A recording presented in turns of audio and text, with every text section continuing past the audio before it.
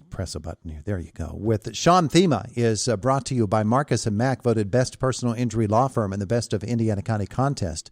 Marcus & Mack, a law firm representing injured people. Sean is the chief of staff at Young Americans for Liberty, and we join him to talk a little politics here this morning. Sean, how are you?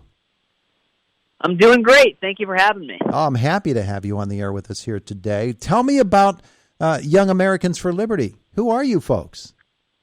Yeah, so Young Americans for Liberty, we're the only group that's getting out there, reaching college students, and not just waking them up to why we should reduce the size and scope of government and why freedom matters, but also getting them politically active, whether that's pushing back on their college administrators who are shoving vaccine mandates and free speech bans down their throat, or on their state legislators who are trying to let government run their lives. We teach kids how to fight back.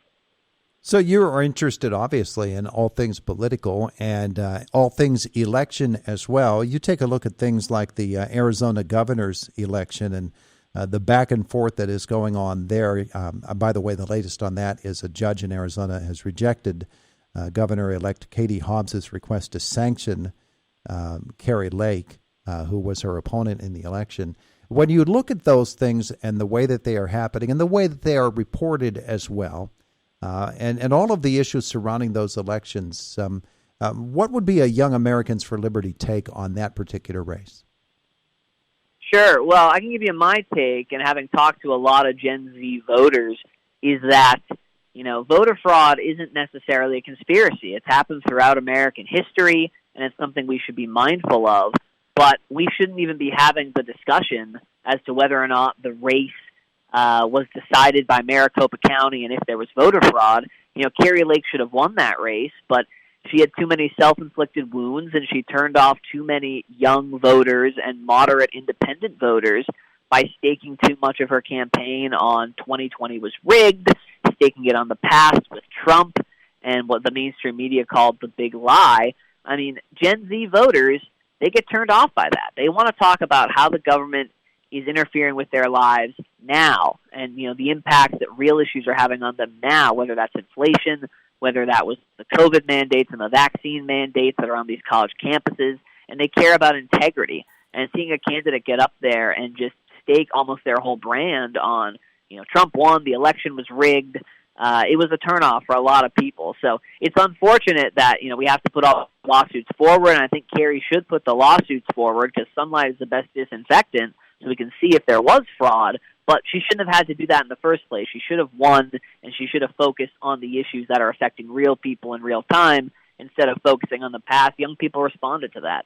Young people, of course, are very, very populous on college campuses like our own Indiana University of Pennsylvania here in Indiana, PA, and wherever it is that anybody else happens to be.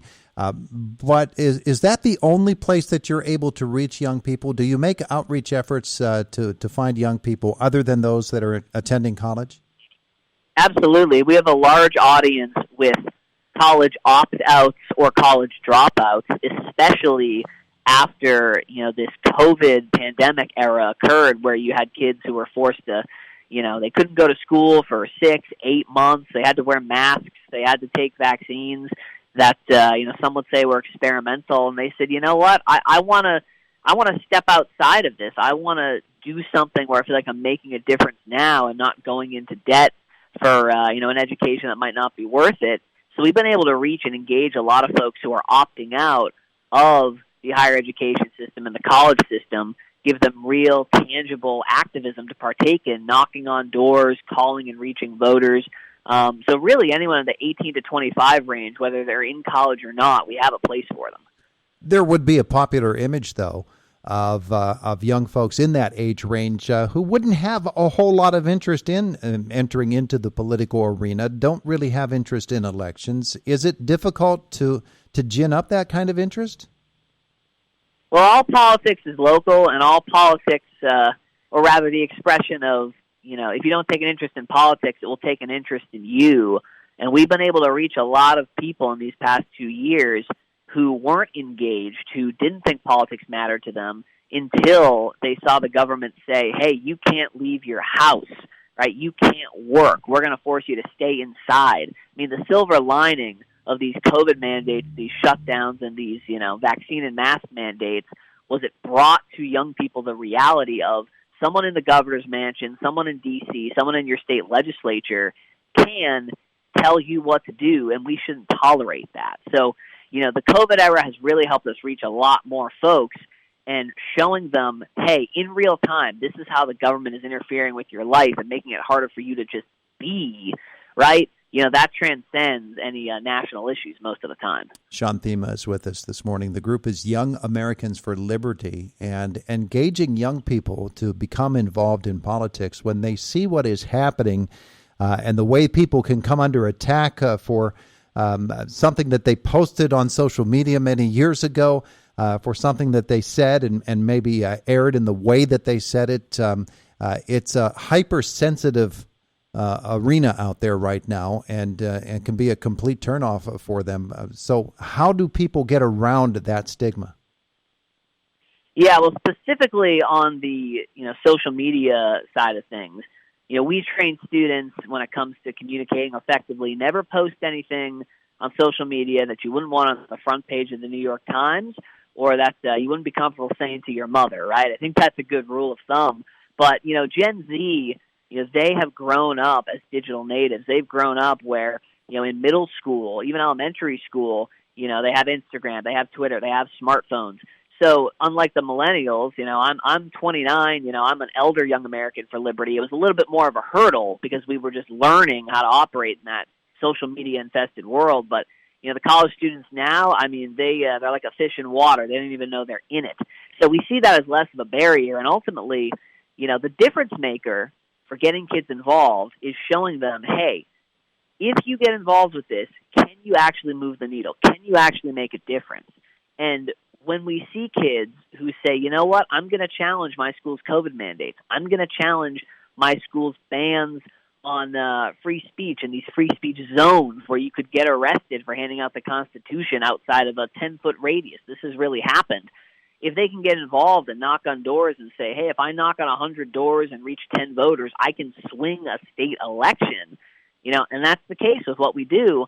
That's how you get an activist for life. That's how you get someone who is engaged in their community, and we're happy to provide those opportunities.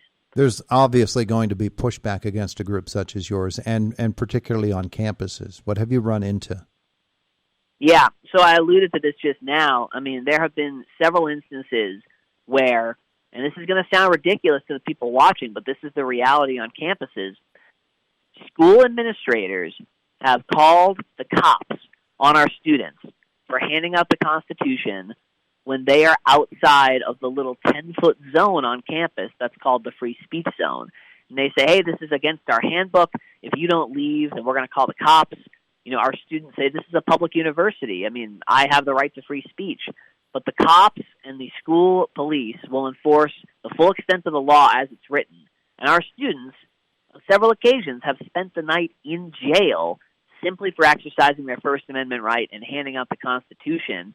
And we bring awareness to that. We change those policies on campus, and we're putting the administrators on their heels because, these laws they write, these handbook policies they write, they have consequences. We're going to show them how ridiculous it is. We're going to use it as an analogy for how government is getting in the way and being ridiculous and hurting people, and that wakes up a whole generation. Sean, I'm kind of interested in this as well, and I have been for a while, and I haven't really heard it phrased a whole lot. The people of the 60s, they were so-called radicals back in the 60s. They basically are kin to groups such as yours, Young Americans for Liberty, and yet they're the ones who today are in the mainstream of running universities, running towns, and municipal leaders and state and federal government leaders. One would think that would be just a natural kinship, but it's not all the time, is it? Yeah, and I love that you brought that up. I mean, it's ironic that in the 60s at the University of California, Berkeley, you had the left who was protesting on campuses and holding marches with the big banner that says free speech, right? They wanted free speech. They wanted to challenge the man. You fast forward to University of Berkeley in California today, and the left now are the ones who are throwing Molotov cocktails and trying to burn down the campus when there's a speaker they don't like. This happened in 2017. And what happened is that the left, obtained power. They became the man. And when you get in that position, unfortunately, politics and power attracts people who want to shut other people down, who want to control other people's lives. I mean, the principle gets thrown out the window once they have the driver's seat. And that's why we teach kids, and we're focused on getting kids to see, hey, the government should have less power. It should have less say so we can be free to create solutions on our own, and that's going to attract less people who want to come in there and try and run your life in the first place. So, yeah, I mean, we have a lot of companionship and colleagues who are, from the old left, right, who left the left, and I'm one of those people. I left the left because I saw it for what it really was. It's not about peace. It's not about freedom. It's not about helping others. Today's left is about authoritarianism, control, and shutting people down. And, most students, when they realize that, they don't want to be a part of it. He's Sean Themea, Young Americans for Liberty. It's yaliberty.org. Sean, thanks so much for joining us today. Appreciate it. Thanks for having me. All right. Have a wonderful day. You too. It's the Voice of Indiana County, WCCS at 8:58.